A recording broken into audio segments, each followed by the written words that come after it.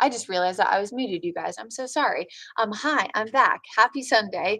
We are going to start talking about the Panthers forecast because we have a lot of stuff to talk about. And then we are going to get into the tropics and kind of what's changed over the last 24 hours if you were with us during our newscast yesterday. So today it is breezy again. We have winds sustained around 25 miles an hour, which is just like we had yesterday. So if you were out and about yesterday at any point in time and you thought, oh my goodness, I need a ponytail holder, I would need to hold on extra strong to the wheel, if I was driving with those gusts, it's going to be similar today. We will see some sunshine mixing in. In fact, I can actually already see some of the clouds breaking from our Dallas Tower cam, so that's fantastic news. We will see sunshine today. In fact, one of my best friends, Scotty, who is a meteorologist over in Myrtle Beach, texted me last night. He said, I'm going to be a lazy Met. What's the forecast for tomorrow? And I told him, and he goes, well, it's just been so cloudy here. I just want to see the sun. I said, you will 100% see the sun. So you will see the sun, everybody here across the area today. Of course, I'm wearing my Panthers gear, my teal and black. So hopefully they do better than last week.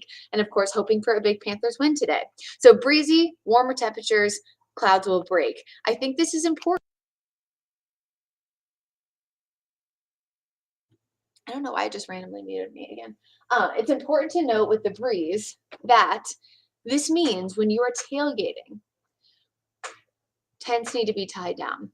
If you are putting out paper plates, napkins, you probably want something to hold them down. I made the joke earlier, you could use the weather clicker, it's a little bit heavy. But seriously, you guys need something to kind of hunker everything down if you are going to be out and about at tailgates, things like that, especially if you plan to go into the game. And I know a lot of people will still like leave their tents up and things like that. I would advise bringing them down just in case. You don't want to be the one person whose tent collapses, and it flies over somewhere crazy. But also the wind is something that we take into factor, or I say we, I'm not a football coach, but football coaches and of course, defensive, offensive coordinators should take into account when we talk about weather, because depending on how strong the wind is, which gust 25 to 30 is pretty strong, a lot of teams maybe will avoid field goals and run the ball a little bit more because of course it can kind of put things off, when it comes to kickers' consistency. Also for kickoff returns, you might do a touchback maybe more often, things like that, just because the uncertainty of how the kick's going to go. Temperatures are also warmer today. We're in the 80s, and warm air is less than dense air. So typically when you play sports and the air is warmer, balls can go a little bit further. So, when you're talking about quarterbacks throwing the ball, something to consider too. Now, forecast today really doesn't look bad at all, but we are, of course, keeping a close eye on the low near the immediate coast. And just like yesterday, because of the low, our winds were higher. Well, they're going to get even higher before they start to go down. So today, again, we're peaking right around 25 miles per hour. We'll start off tomorrow peaking around the same before we start to get even higher. We will see the low move inland, and its closest proximity to the Charlotte area is going to be close to midnight Tuesday morning. So Monday night heading into Tuesday. With that being said, we could see wind gusts near Charlotte around that time. So we're talking Tuesday morning, very early, around 30 miles an hour. While this is still nowhere close to severe thunderstorm criteria and is still below tropical storm force strength, it'll still be very gusty overnight. So let's say you're going to bed Monday night, you have outdoor lawn furniture that you don't trust maybe in 30-mile-per-hour winds, I would bring it inside just in case. That doesn't mean your furniture itself is going to fly away, but let's say it's pillows, right? And then on Tuesday morning, again, we're near 30 in Charlotte. That means that areas east over towards Girard, places like Rockingham could get close to about 35, which is, it's not severe weather criteria, but pretty intense winds. We oftentimes will see our summertime thunderstorms gust between about 30 to 40. So again, it's not crazy wind that we don't see during thunderstorms in the summer, but I think it'll be something that you'll notice even more very early Tuesday morning, and then winds die down quickly. Here's where the low is right now. It's chugging along right near the coast, but still does not have a close center of circulation. It is still not a tropical depression or named storm. And I actually think it's running out of time because the National Hurricane Center still has a 50% chance of development over the next 2 to 7 days. But remember that this time tomorrow, the low will already be moving inland. So at this point, my personal opinion is it probably will not form into anything, but if it were, it would probably just be a tropical depression because it just doesn't look like it's going to have the ability to get into a tropical storm status before it moves inland. Regardless of whether or not it becomes a depression or a named storm, our impacts remain the same. Today we're mostly dry. We saw a little bit of patchy drizzle earlier, but that's starting to wrap up. Our one chance of a spotty shower, it'll be after about 6 o'clock tonight. Thankfully, most of the game, attendees will be out of Bank of America Stadium at that point, and then we really start to increase the cloud cover overnight heading into Monday. If you're with us during the newscast, I did mention this as well, that model data has been terrible today. In fact, what I'm showing you is something I put together myself, kind of using bits and pieces of what I thought was going to happen because they were so bad. Days and days ago, we were looking at very minimal impacts. Then it looked like almost no impacts. And now it's looking higher. So we're kind of all over the place. And when we talk about weather forecasting, whether it's tropical weather or severe weather, we look for consistency and patterns. That's how things become more trusted. And so based on my experience with tropical weather, I do think we'll see impacts, but we are still going to be on the western side, so more fringe impact from the system. What that means is that clouds will build in a lot stronger, more intense heading into Monday morning. If you are west of 77, early in the day, you'll see sunshine. If you're east of 77, your clouds will probably build in very, very quickly, and you might not see sunshine for the entire day. By 12 o'clock, so right around lunchtime, high noon, we will see rain, light rain encompassing most of, let's say, Stanley County, Richmond County, Anson County, Chesterfield, and creeping into Union.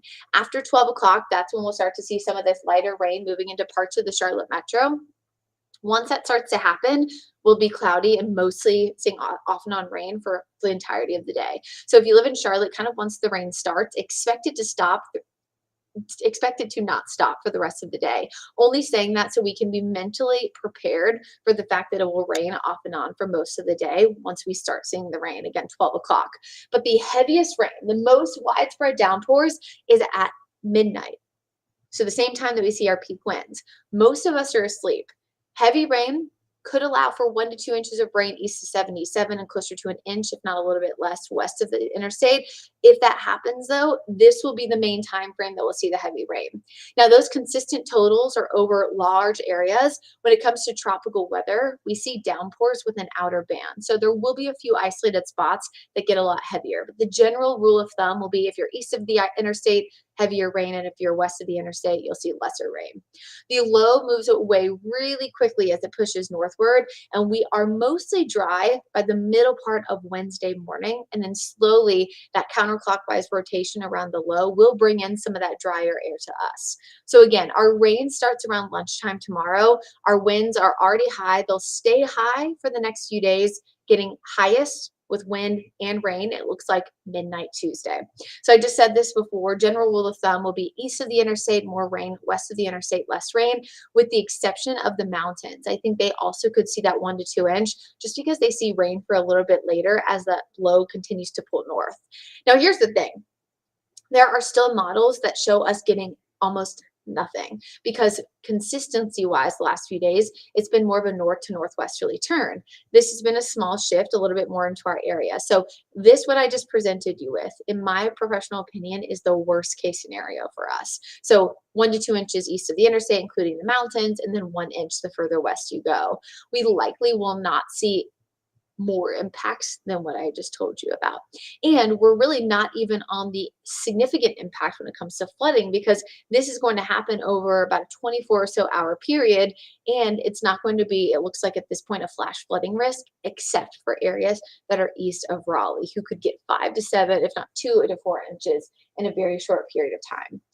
So hopefully that helps out a little bit. And I kind of broke down and walked you through my thought process with why I'm expecting this specific forecast to occur. We still have that 50% chance of development. That's where the low is right now.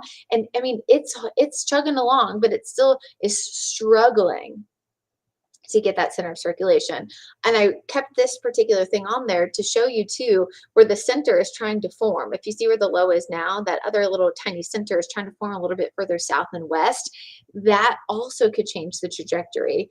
A lot of times we have better data when a tropical depression or storm starts to has already formed a close center of circulation, because where the low develops and where it moves in says a ton about what the impacts are. Think about big hurricanes across the country, like 2004 Hurricane Charlie in Southwest Florida. That thing was beelining for Tampa Bay until meteorologists started to notice that the center was reforming further east. And so they told their people, hey, this is forming further east. It's going to come to us here in Fort Myers, Punta Gorda, and Charlotte County, which is about 3 counties further south. So it's the center of circulation matters a lot. And so because this low doesn't have one, that's one of the reasons why the model data, at least right now, is so uncertain. I know KJ will keep you updated later on today. And then, of course, Larry and Chris got you covered with an update again tomorrow morning. Elsewhere in the tropics, we still have Tropical Storm Gordon still chugging along there, way out there.